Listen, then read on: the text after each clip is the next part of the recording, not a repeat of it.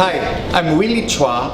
I'm husband of one wife, father of four, and believe it or not, I have two grandchildren.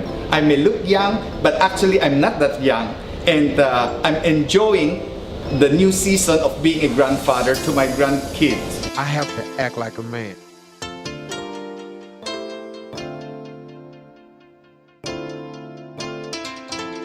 I'm an author of 3 books. My 3rd book is coming out this September. It's called Harvesting in Famine.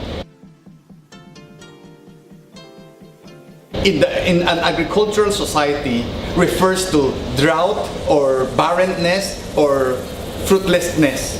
But in modern days, we would call it as bankruptcy, financial meltdown, economic crisis.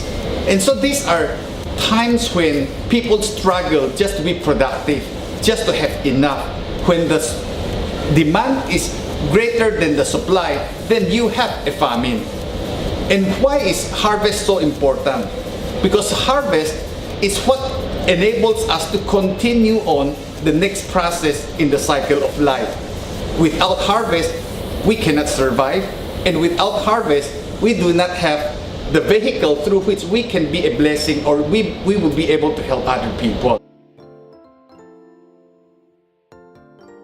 Everybody knows that you need the seed, you need the soil to produce a harvest. But what are the 2 components that are often missed out? First, it is working or planting. Without the act of sowing or planting, we cannot connect the seed to the soil. And as a result, they don't meet, and there's no harvest to talk about.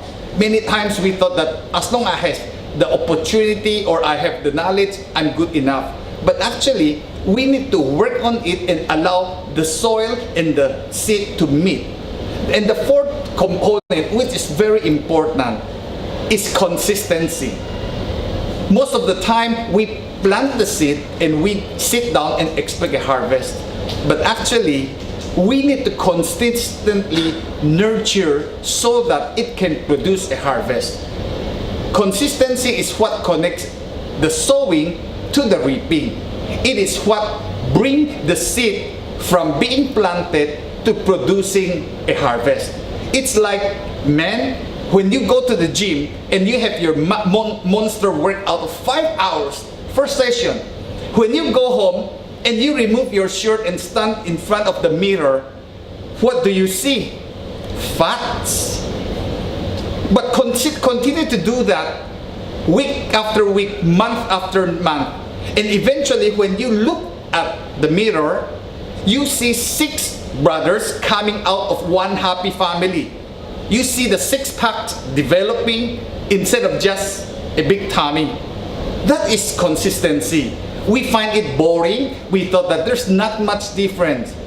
But when we consistently do that, it would produce a harvest. So ask yourself, do you want your harvest? Do you put work into the seed and allow the seed to meet the soil? Allow your idea to be applied? And then, how consistent are you? After you work on that, do you do it day in and day out? When you do that, you will experience breakthrough in your life. First, it is for us to be willing to get our hands dirty. You know, planting seeds is never fun. Planting seeds can be dirty work. We should be willing to get our hands dirty by putting the seeds we have into the soil, and in the process, dirty our hands. And we may have to sweat also in doing that. But starting with the fundamentals, non-glamorous, we should be willing to consistently work at that and be patient. Many times when we start our first job, we would like to be the boss after 1 week, or we would like to be an expert, but we need to be patient and allow ourselves to learn. And the good thing is that we get better with it.